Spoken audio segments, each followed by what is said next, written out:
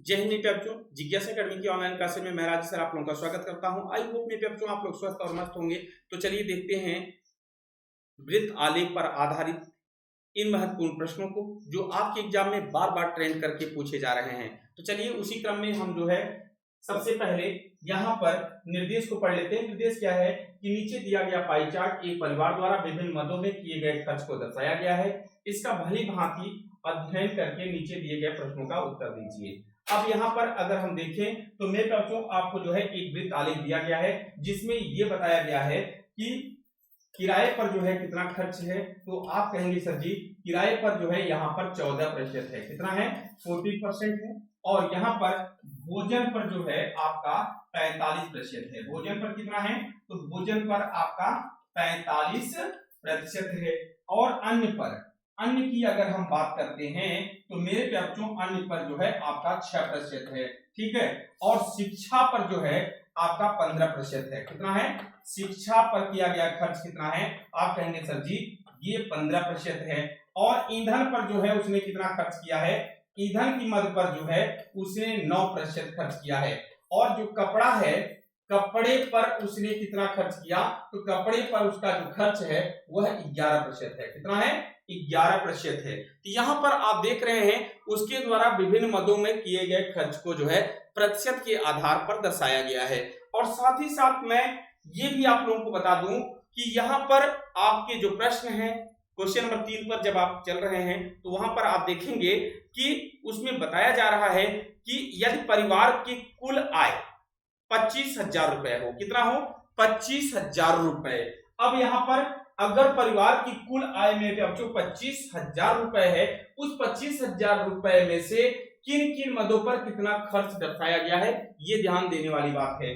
अब यहाँ पर हम लोग चलते हैं पहले प्रश्न की ओर। यहाँ पर देखेंगे किराए पर किया गया खर्च ईंधन पर किए गए खर्च का कितना प्रतिशत है। सबसे पहली बात मेरे बच्चों, अब उसकी परिवार की कुल मासिक आय अब मैं आप लोगों को दिखा देता हूं, नहीं तो आप लोग घबरा जाएंगे कि कहां से सर बोल रहे हैं। यहाँ पर देखिए क्वेश्चन नंबर 3 में कहा है यदि उस परिवार की कुल आय 25,000 रुपए हो तथा भोजन पर कुल मिलाकर कितना खर्च हुआ। तो यहाँ पर पूछा गया है कि भैया भोजन पर जो है कुल मिलाकर कितना खर्च हुआ। अब यहाँ पर ध्यान देते हैं ये कहीं न कहीं क्वेश्चन आपका अधूरा है। मैं आपका जो है इस क्वेश्चन को बिल्कुल पूरा कर दूंगा, लेकिन आपको जो है यहाँ पर ध्यान देना है किराए पर किया गया खर्च ईंधन पर किए गए खर्च का कितना प्रतिशत है। सबसे पहला प्रश्न तो यही है। अब यहाँ पर कुल परसेंट कितना है तो आप कहेंगे सर जी 100%। और कुल आय कितनी है तो 25,000 है। तो भैया 1% बराबर कितना हो जाएगा तो आपका हो जाएगा 25,000 बटे में 100। अब भैया 2 से कैंसिल हो गया, तो यहाँ पर आपका आ गया 1% में वैल्यू कितनी आ गई 250 रुपया। कितना 250 रुपया। अब यहाँ पर सबसे पहली बात किराए पर किया गया खर्च, किराए पर कितना खर्च किया गया है परसेंटेज बताइए 14%। तो भैया अगर किराए पर किया गया खर्च जो है आपका दिया गया था 14%, ठीक है 14% है। तो यहाँ पर 1% में अगर आपका 250 होता है तो मेरे बच्चों 250 गुणे 14 कर दीजिए और आप बताइए किराए पर कुल खर्च कितना हो गया। तो यहाँ पर आपका 0, 14 × 70 0 7 हो गया और 14 × 28 28 और 7 कितना हो गया 35 हो गया। यहाँ पर जो है किराए पर आपने कितना खर्च किया 3500 रुपया। कितना अब जो है 3500 रुपए आपका खर्च आ गया। अब फिर कह रहे हैं ईंधन पर आई होप दैट 9% था शायद ना। तो ईंधन पर किया गया खर्च कितना था, तो ईंधन पर जो है आपने खर्च किया था 9%। तो यहाँ पर 1% में अगर 250 होता है तो 9% में 250 गुणे भैया 9, तो यहाँ पर 0 और 25 में यहाँ 225, तो भैया यहाँ पर आ गया 2250 रुपया। अब यहाँ पर पूछा गया है किराए पर किया गया खर्च ईंधन पर किए गए खर्च का कितना परसेंट है, तो आपका हो जाएगा 3500 बटे में 2250, 2200 और 50 और परसेंटेज में बदलना है तो गुणे 100। अब भैया यहाँ पर ध्यान दीजिएगा 0 से 0।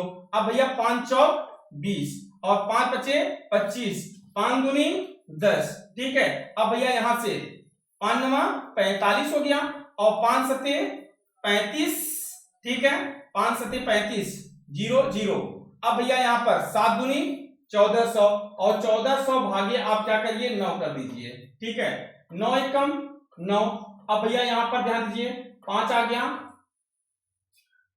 9 तियां 27, 9 चौक 36, 9 पचे 45 भैया यहां पर आ गया, और फिर आपका 9 पचे 45 155.समथिंग% आ रहा है। इसका मतलब है आपका अप्रोक्सीमेट 156% यहां पर आपका बिल्कुल राइट आंसर ऑप्शन बी जो है बिल्कुल सही जवाब हो जाएगा, क्योंकि 155 कुछ परसेंट 7-8% जो भी आ जाए तो वो जो है आपका लगभग कितना है 156% के बराबर है। तो चलिए क्वेश्चन नंबर सेकंड को भी देख लेते हैं। क्वेश्चन नंबर 2 क्या कह रहा है? क्वेश्चन नंबर 2 यहां पर है, किन तीन मदों के खर्चों में केंद्रीय बिंदु पर 108 डिग्री का कोण बनता है? अब भैया सबसे पहले ये ध्यान देना है कि किन तीन मदों, भैया मैंने आप लोगों को बताया था जब कोई व्यक्ति किसी भी वृत्ताकार पथ पर एक सर्कुलर मोशन कंप्लीट करता है तो 100% वर्क कर दिया, या आप कहेंगे 360 डिग्री का कोण बना लिया। अब भैया यहां से आपको चलना है। अब आपको करना क्या है? कुछ नहीं करना है, केवल ये ध्यान देना है कि भैया 360 डिग्री को हमें परसेंट में बदलना है। 360 डिग्री बराबर कितना हो गया? 100% के वैल्यू के बराबर हो गया एक रोटेशन के। तो 1 डिग्री बराबर कितना हो जाएगा? तो 100/360 के, ठीक है। अब ये परसेंटेज में हम कन्वर्ट कर रहे हैं। अब भैया 108 डिग्री की बात कर रहा है, 108 डिग्री बराबर क्या हो जाएगा? 100/360 और गुणे में 108, ठीक है भैया। अब यहां पर देखिए 0 से 0, ठीक है। अब 36 पंजे 108, 36 तियां ना कि पंजे, 36 तियां 108 ना, 36 तियां कितना हो जाएगा? 108 और 10 तिहाई 30%। इसका मतलब है 108 डिग्री बराबर जो है वह कितने का हो गया? 30% के बराबर हो गया, ठीक है। अब यहां पर आपको देखना होगा कि वो कौन से तीन मद हैं डाटा में जिनको मिला करके आपका 30% के बराबर हो रहा है। अब भैया यहां पर देखिए, अब यहां पर अगर हम देखें 15 6 21 21 और 9 30 हो गया, तो कौन सा हो गया? तो आप कहेंगे सर जी ये वाला जो है, ये जो बन रहा है यही आपका बन रहा है 108 अंश का कोण बना रहा है। वो कौन कौन से हैं? ईंधन, शिक्षा एवं अन्य। ईंधन, शिक्षा एवं अन्य। तो मेरे बच्चों यहां पर आप लोग ध्यान दीजिएगा वो कौन सा है? यहां पर क्वेश्चन नंबर 2 का, क्वेश्चन नंबर 2 का यहां पर आपको ध्यान देना है ईंधन, शिक्षा एवं अन्य। तो यहां पर आप लोगों का कौन सा ऑप्शन सही है?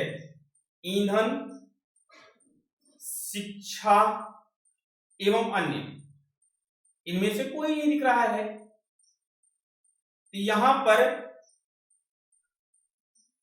इनमें से कोई नहीं ना, यहां पर इनमें से कोई नहीं, अर्थात नन ऑफ दीज, ठीक है। तो चलिए ये थे आज के आपके इस तालिका से, इस वृत्त आलेख से महत्वपूर्ण प्रश्न।